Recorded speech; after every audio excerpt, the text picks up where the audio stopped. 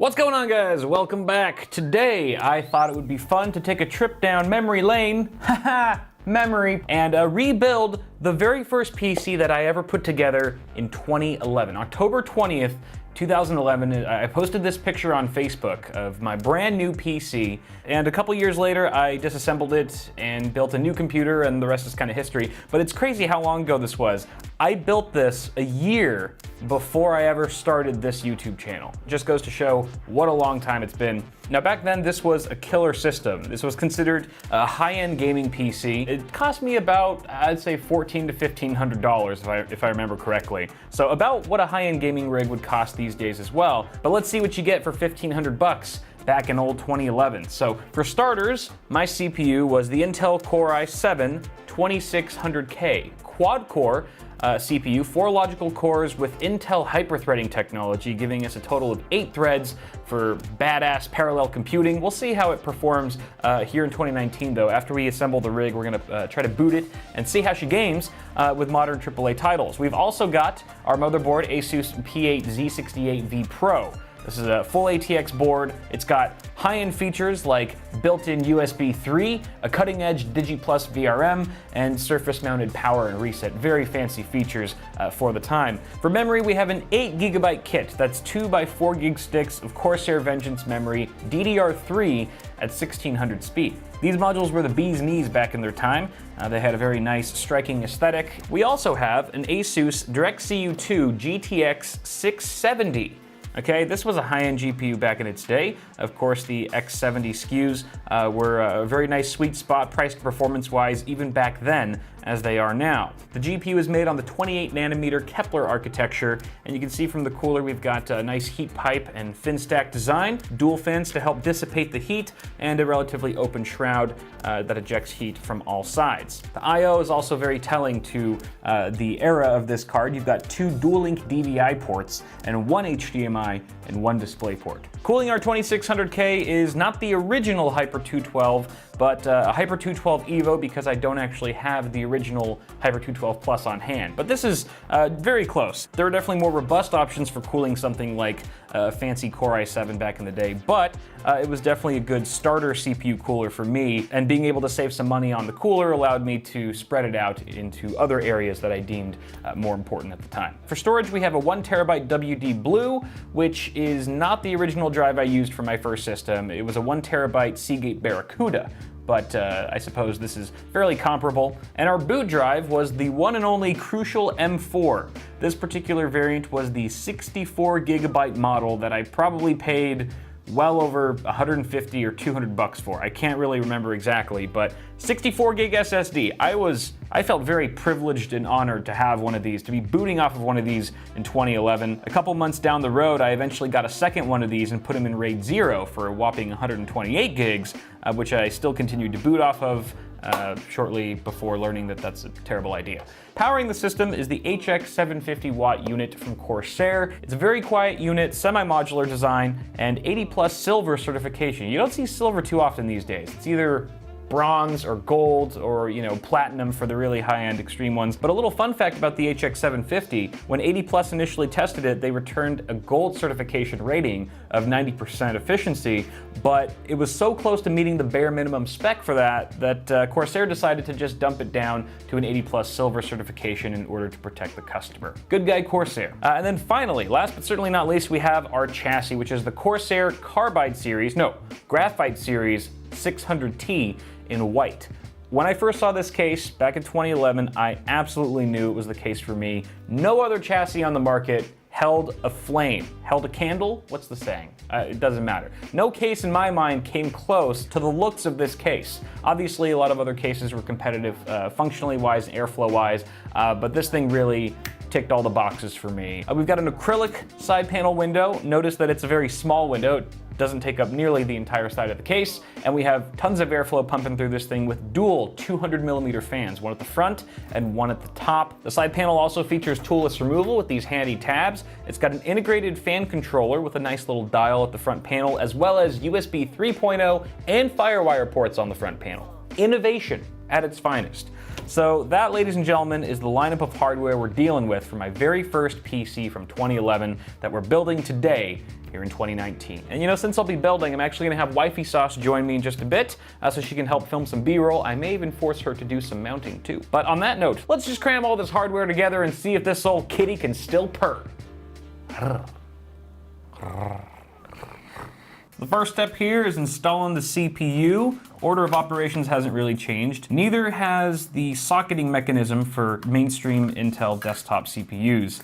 Bada bing, bada boom. There it is. Of course, this is on LGA 1155 as opposed to the current generation of Intel Core CPUs, which is rocking LGA 1151. Next, we can do the memories. So we've got the same latches here. Not much has changed here either. DDR3, I actually like DDR3 installation better because the notch is more visibly to one side or the other. DDR4 is still offset, but it looks a little closer to the center. So I often get confused with DDR4. I haven't broken any modules yet, knock on wood, but DDR3 has always been a bit more distinct with its notch, which I do appreciate. Boom and boom. Of course, we still have the offset slots 2 and 4. The majority of boards, even back then, had you install the memory sticks in a 2-4 slot position if you were only installing 2 modules. So there it is. Memory is all clear to go. Let's do the CPU cooler. CPU coolers were just as much of a pain in the ass to install back then as they are now. This pesky backplate. Oh, you know what? They actually give you a tool for idiots like me who tried to do it by hand. Look at that. Tools are amazing.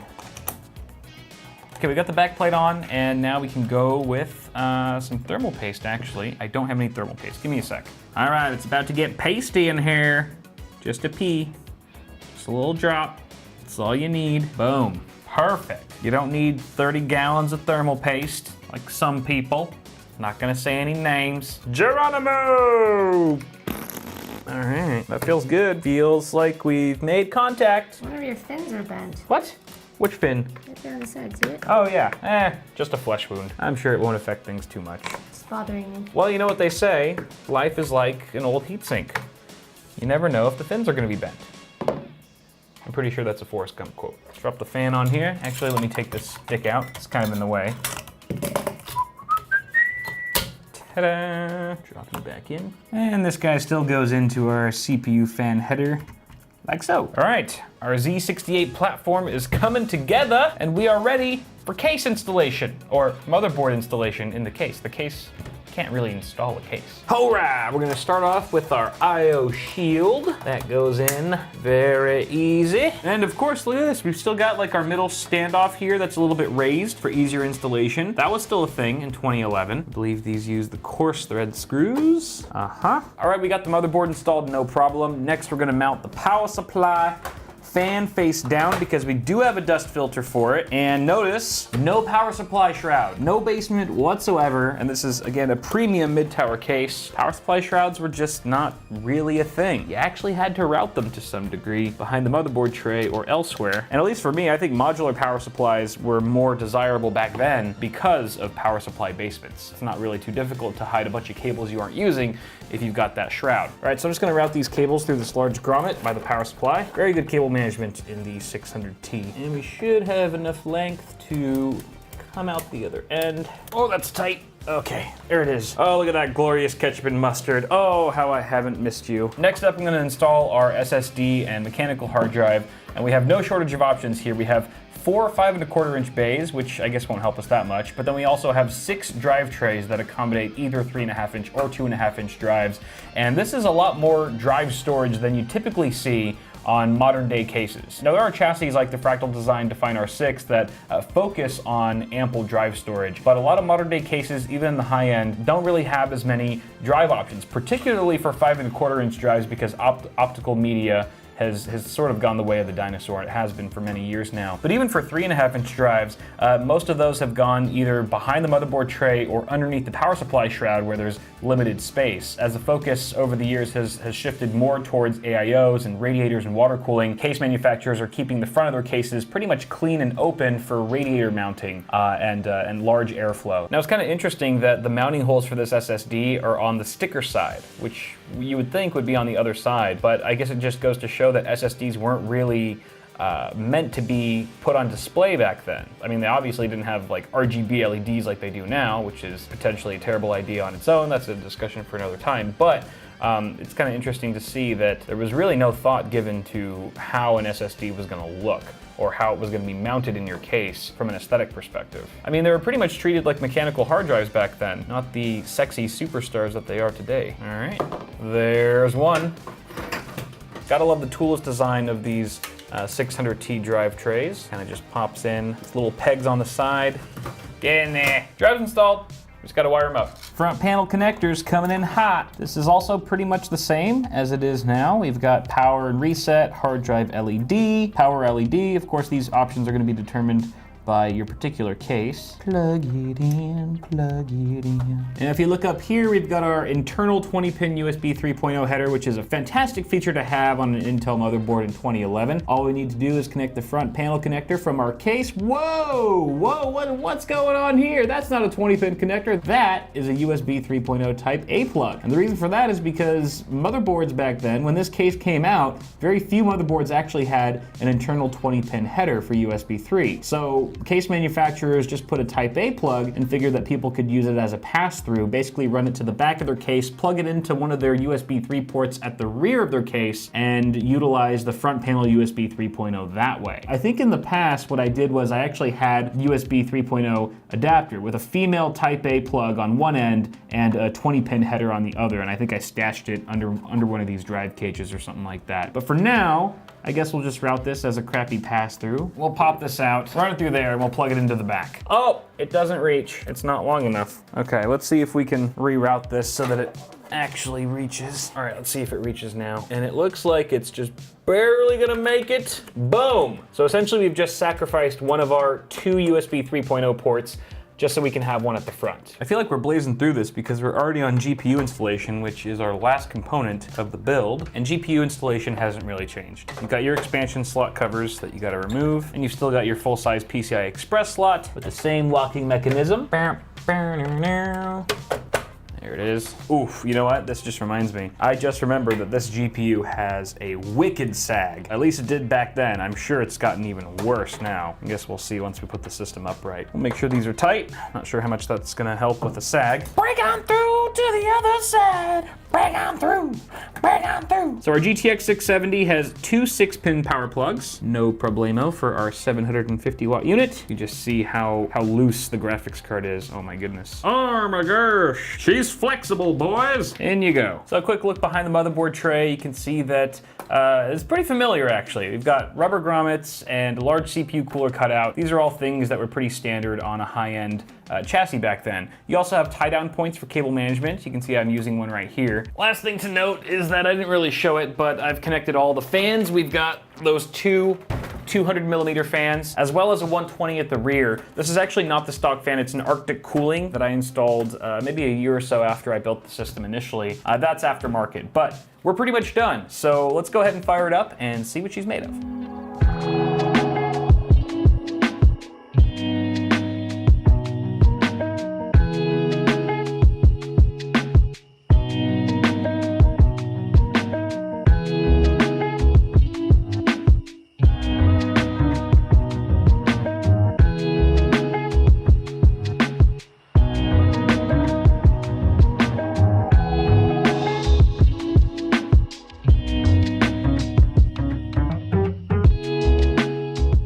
Not much has changed about PC building in general. You could probably follow a tutorial from 5, 6, maybe even 7 years ago on how to build a PC and be 90% totally clear. There's maybe a couple differences here and there, but for the most part, it's remained largely unchanged. Honestly, I think the two biggest changes between this generation of PC building versus now is one, RGB, and it's really refreshing, I gotta say, to not see an ounce of unicorn vomit upon first boot. And this build actually helped me realize that one of the things I missed most about the pre-RGB era was that manufacturers often made their parts distinct colors. For example, we have a light blue motherboard with very defined light blue heat sinks. And we have that same treatment of blue on our memory modules, which pairs beautifully with the motherboard without the help or reliance of any LEDs.